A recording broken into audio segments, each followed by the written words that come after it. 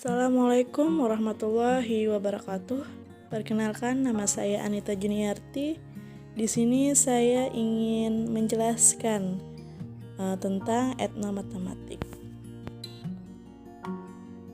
Ubiratan de Ambrosio, seorang pakar matematika dari Brazil yang pertama kali mengenalkan tentang etnomatematik pada tahun 1976. Berawal dari kegelisahan beliau yang melihat banyak pendidik matematika ketika dalam konversi justru banyak mengangkat tentang masalah-masalah di luar konten matematika, seperti dalam sebuah konversi internasional bernama International Conference on Mathematics Education atau ICME ketiga yang dilaksanakan di Jerman tahun 1976. Pada konversi tersebut banyak pendidik matematika yang hanya mengangkat tentang sejarah dan pedagogi matematika, dimensi politik matematika, dan psikologi pendidikan matematika. Padahal kondisinya saat itu matematika barat telah mendominasi dan digunakan bersama dengan disiplin ilmu lain sebagai alat untuk menundukkan, menghisap, bahkan menghilangkan peradaban lain yang berujung pada munculnya ketidakadilan sosial dan permasalahan budaya. Jadi De Ambrosio memiliki sebutan sebagai the intellectual father of ethnomathematics. Ya, pengertian etnomatematik secara etimologis dalam bahasa Yunani yaitu etno yang berarti kelompok, alam atau sosial kultur, matema yang berarti menjelaskan dan belajar, dan tik yang berarti cara, seni, dan teknik.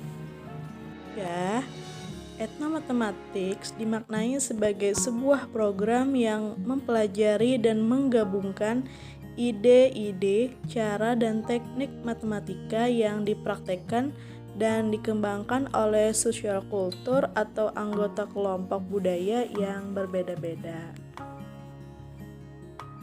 Tahu juga, etnomatematik adalah sebagai suatu seni atau teknik dalam menjelaskan, mengetahui, dan memahami konteks budaya yang beragam ke dalam bahasa matematis.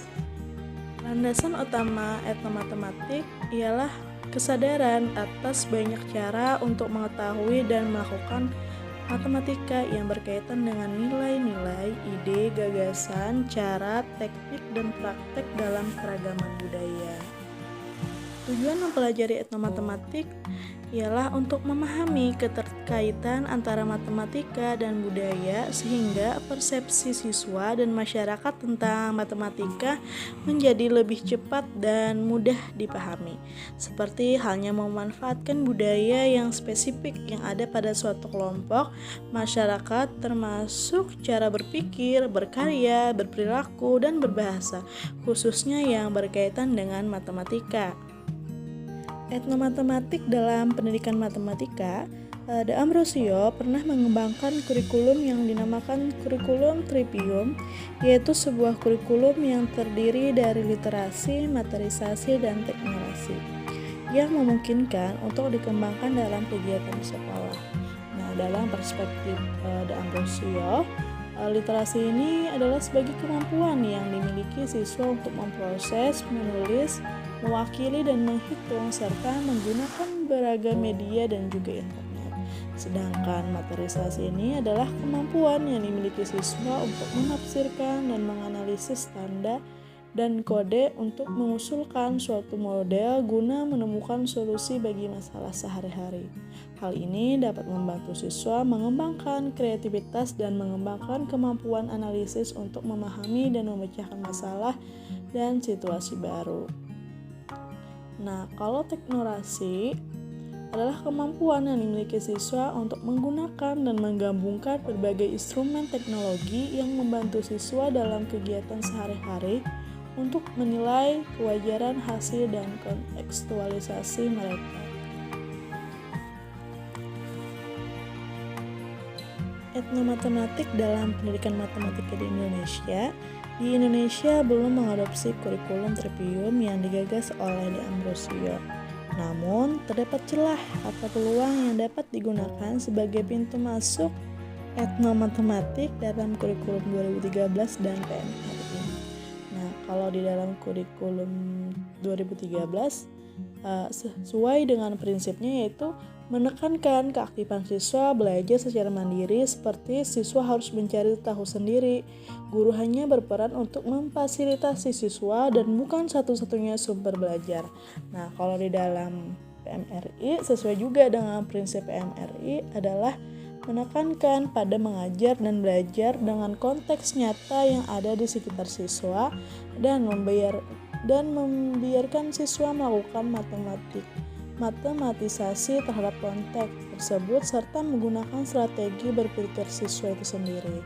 Nah, hal tersebut yang menjadikan PMRI sebuah inovasi pembelajaran yang tepat untuk mampu menghubungkan atau merelasikan konsep matematika dalam kehidupan nyata. Ini menjadi peluang untuk menggunakan etnomatematik sebagai basis dan konteks yang digunakan dalam pembelajaran matematika yang menggunakan inovasi PMRI. Nah, ada beberapa contoh penelitian yang menggunakan PMRI sebagai konteksnya, yaitu contohnya adalah seperti permainan kubuk manuk dalam pembelajaran aritmatika sosial, permainan tepuk bergambar dalam pembelajaran operasi bilangan, kain jembatan Palembang dalam pembelajaran belah ketupat, batik kaung dalam pembelajaran rotasi, dan lain sebagainya. Nah, di sini saya ingin memberikan contoh tentang etnomatematik. Namun, kan kita di Indonesia memiliki keanekaragaman suku dan bangsa, budaya, tradisi. Contohnya aja rumah adat. Rumah adat di Kalimantan, di Jawa beda. Peninggalan sejarah di Jawa dan Kalimantan beda. Belum lagi dengan kainnya, bahasa, permainan. Nah, di sini saya akan memberikan contoh soal yang emang familiar se-Indonesia. Dan di sini saya ingin memberikan contoh yaitu makanan tradisional, jajanan tradisional yaitu kue putu. Nah, di sini saya ingin menjelaskan dulu kue putu itu apa, sejarahnya. Dulunya kue ini disebut Xian Rao Xiao Lang, yaitu kue dari tepung beras yang diisi kacang hijau lembut yang dimasak dalam cetakan bambu. Sekarang berkembang disebut putu karena dalam naskah sastra lama Serat Centini yang ditulis pada tahun 1814 di masa Kerajaan Mataram, muncullah nama putu. Di naskah tersebut disebutkan bahwa Ki Bayu Panurta yang meminta santrinya menyediakan hidangan pagi. Nah, menyajikan pemakan pendamping yaitu berupa serabi dan putu. Begitu pula di naskah lainnya, putu identik dengan kudapan yang disajikan pagi hari. Isian putu sendiri ikut berubah dari kacang hijau jadi gula Jawa yang saat itu tentunya lebih mudah didapatkan. Kue putu menjadi salah satu jajanan tradisional yang masih eksis hingga saat ini. Mungkin kamu mengingat kue ini karena ciri unik yang dimilikinya, yakni suara khas seperti peluit saat pedagang kue putu lewat. Kue putu tradisional berbentuk tabung dan terbuat dari tepung beras kasar di luarnya yang diselimuti oleh parutan kelapa. Sedangkan di bagian dalamnya kue putu diisi dengan gula merah. Dengan tekstur yang lembut ditambah dengan manisnya gula merah serta gurihnya kelapa, jajanan satu ini selalu membuat ketagihan. Kue ini akan terasa sangat nikmat saat dimakan dalam keadaan hangat. Nah, ini contoh soalnya.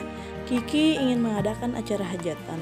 Dia ingin membuat salah satu jajanan tradisional, yaitu kue putu. Sebelum membuat kue putu, dia harus membuat sebuah cetakan kue putu dengan diameter 4 cm dan tinggi 8 cm. Coba gambarkan bentuk cetakan kue putu tersebut.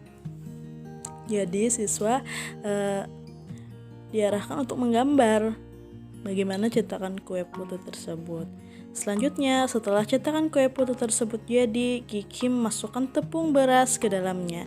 Tentukanlah volume tepung beras yang mengisi penuh cetakan tersebut. Nah, di sini berarti mencari volume.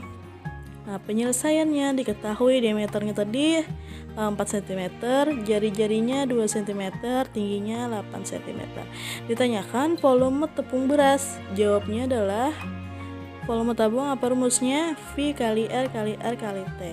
V-nya 22/7 kali 2 kali 2 kali 8 sama dengan 106. Jadi volume tepung beras yang mengisi penuh cetakan tersebut sebanyak 100,6. Nah, mungkin cukup sekian dari saya. Salah hilap mohon maaf. Wabillahi taufiq wal hidayah. Wassalamualaikum warahmatullahi wabarakatuh.